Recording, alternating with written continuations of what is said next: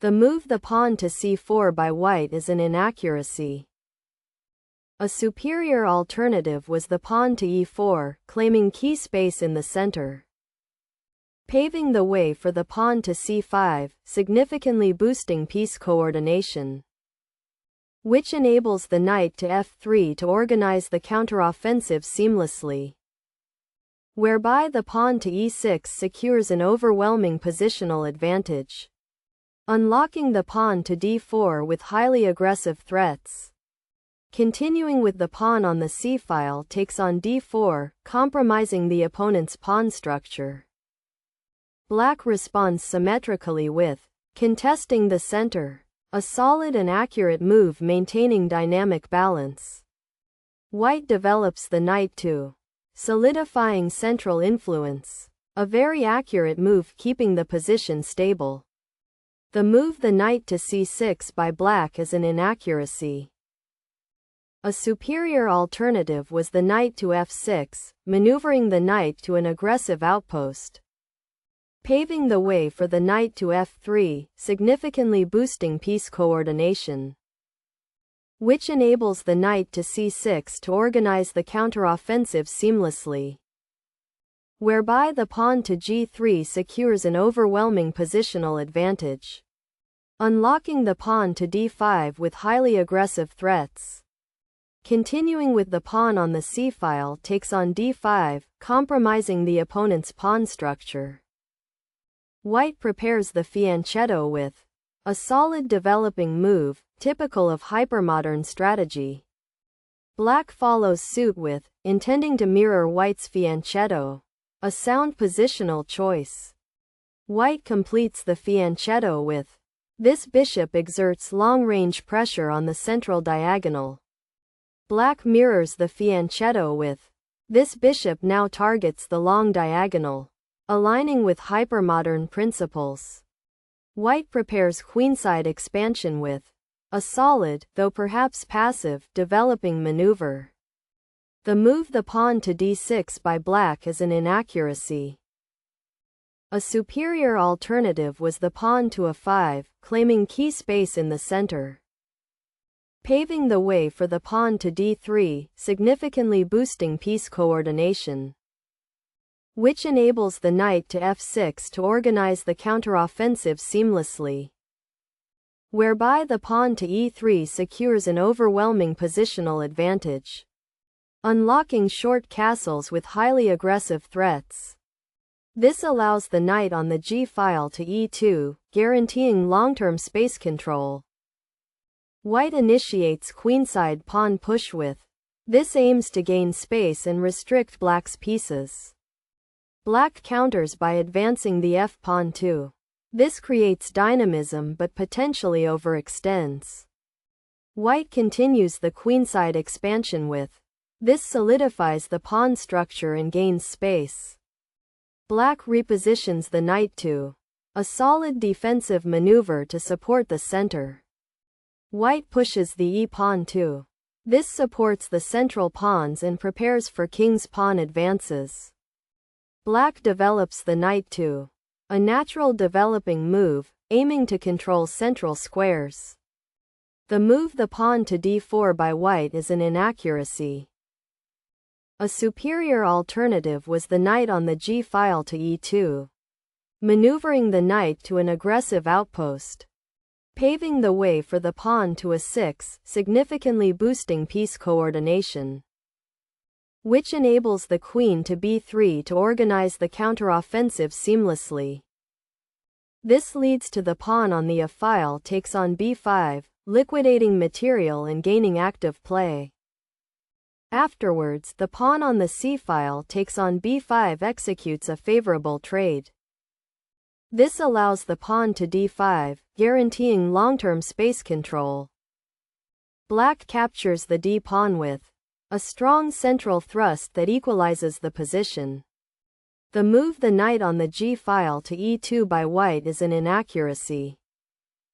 A superior alternative was the knight to h3, maneuvering the knight to an aggressive outpost, paving the way for short castles, significantly boosting piece coordination. which enables short castles to organize the counteroffensive seamlessly, whereby the pawn to h6 secures an overwhelming positional advantage, unlocking the pawn to f3 with highly aggressive threats. Continuing with the pawn on the e-file takes on f3, compromising the opponent's pawn structure. Black castles kingside, a standard move for king safety and piece coordination. White castles kingside, safety for the king is paramount, and this move completes development. The move the bishop to e6 by black is an inaccuracy. A superior alternative was the pawn to a6, claiming key space in the center, paving the way for the pawn to b6, significantly boosting piece coordination. Continuing with the pawn on the c-file takes on b6, compromising the opponent's pawn structure, whereby the pawn to d5 secures an overwhelming positional advantage, unlocking the queen to c7 with highly aggressive threats. This allows the bishop to a3, guaranteeing long-term space control. White advances the d-pawn too. This move claims space and restricts black's pieces. Black retreats the bishop too. This protects the knight and aims for improved piece placement. White centralizes the knight with. This knight now exerts pressure on key squares. Black repositions the knight too. This defends the pawn structure and prepares for future action. White strengthens the pawn chain with. This move supports the central pawn structure. Black captures the f-pawn with. This opens lines for black's pieces. The move the queen takes on f3 by white is a mistake. A superior alternative was the bishop takes on f3, instantly capturing the target to simplify the board, paving the way for the knight to c5, significantly boosting piece coordination, which enables the knight on the c-file to e2 to organize the counteroffensive seamlessly, whereby the pawn to g5 secures an overwhelming positional advantage, unlocking the bishop to b2 with highly aggressive threats. This allows the queen to d7, guaranteeing long-term space control. The move the rook to b8 by black is a mistake. A superior alternative was the knight to c5, maneuvering the knight to an aggressive outpost, paving the way for the knight on the c-file to e2, significantly boosting piece coordination, which enables the pawn to a6 to organize the counteroffensive seamlessly, whereby the pawn to b6 secures an overwhelming positional advantage. Afterwards, the pawn on the c-file takes on b6 executes a favorable trade. This allows the knight to f4, guaranteeing long-term space control. The move the bishop to b2 by white is a mistake. A superior alternative was the queen to e2, centralizing the queen to dominate the coordinates, paving the way for the pawn to c6, significantly boosting piece coordination. Continuing with the pawn on the b-file takes on c6, compromising the opponent's pawn structure. This leads to the pawn on the b-file takes on c6, liquidating material and gaining active play. Afterwards, the rook takes on b8 executes a favorable trade. Continuing with the knight takes on b8, compromising the opponent's pawn structure. The move the knight to c8 by black is a severe blunder. A superior alternative was the pawn to c6, claiming key space in the center, paving the way for the queen to d1, significantly boosting piece coordination. Continuing with the pawn on the c-file takes on d5, compromising the opponent's pawn structure. This leads to the pawn on the c-file takes on d5, liquidating material and gaining active play, unlocking the knight to b6 with highly aggressive threats. This allows the queen to d3, guaranteeing long-term space control. The move the knight to a4 by white is a severe blunder. A superior alternative was the knight to e6, maneuvering the knight to an aggressive outpost. Afterwards, the bishop takes on e6, executes a favorable trade. Continuing with the pawn on the d-file takes on e6, compromising the opponent's pawn structure, whereby the knight to c5 secures an overwhelming positional advantage, unlocking the pawn to e4 with highly aggressive threats. This allows the knight to b6, guaranteeing long-term space control. The move the knight on the c-file to b6 by black is an inaccuracy. A superior alternative was the knight to c5, maneuvering the knight to an aggressive outpost. Afterwards, the knight takes on c5, executes a favorable trade. Continuing with the pawn on the d-file takes on c5, compromising the opponent's pawn structure, whereby the knight to e6 secures an overwhelming positional advantage. Afterwards, the bishop takes on e6, executes a favorable trade. Continuing with the pawn on the d-file takes on e6, compromising the opponent's pawn structure. White exchanges knights with. This simplifies the position and maintains equality. Black recaptures with the a-pawn. This opens the a-file for potential pressure. White advances the e-pawn too. This pawn push gains central space and activity. Black captures the e-pawn with. This opens lines for their pieces and maintains balance. White recaptures with the queen. This centralizes the queen and enhances attacking potential. Black repositions the knight too. This knight is now actively placed, eyeing central squares. White centralizes the queen with. This supports the pawn structure and eyes the queenside. Black repositions the queen too. A solid defensive move, improving queen placement. White maneuvers the knight too. This knight aims for a strong outpost on or. Black captures the b-pawn with. This removes a flank pawn and gains material. White recaptures with the rook. This reactivates the rook and maintains positional pressure. Black exchanges knights with. This simplifies but opens the queenside for White's rook. White recaptures with the pawn. This strengthens the central pawn structure and opens the a-file. The move the queen to g4 by black is a mistake. A superior alternative was the rook on the b-file to e8, activating the rook on an open file, paving the way for the queen to c3, significantly boosting piece coordination, which enables the queen to e7 to organize the counteroffensive seamlessly, whereby the bishop to h3 secures an overwhelming positional advantage, unlocking the queen to e5 with highly aggressive threats. Continuing with the queen takes on e5, compromising the opponent's pawn structure. White centralizes the queen with. This move consolidates the advantage and improves piece coordination.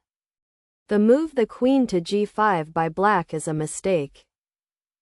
A superior alternative was the rook on the b-file to e8, activating the rook on an open file, paving the way for the rook on the b-file to f2, significantly boosting piece coordination, which enables the queen to h5 to organize the counteroffensive seamlessly, whereby the queen to d2 secures an overwhelming positional advantage, unlocking the queen to g4 with highly aggressive threats. This allows the rook to f3, guaranteeing long-term space control. White repositions the rook too. This enhances the rook's activity and prepares for the endgame. Black moves the rook too. A passive move, unable to counter White's pressure. White develops the bishop too. This move improves the bishop's diagonal scope. Black moves the queen too. A defensive measure, but White's advantage is already decisive. White repositions the bishop too.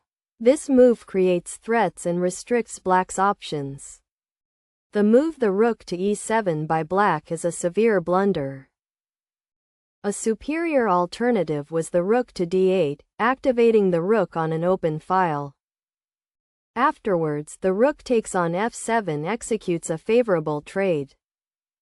Continuing with the rook takes on f7, compromising the opponent's pawn structure, whereby the bishop to e6 secures an overwhelming positional advantage, unlocking the rook to d7 with highly aggressive threats. Continuing with the bishop takes on d7, compromising the opponent's pawn structure. White develops the bishop too.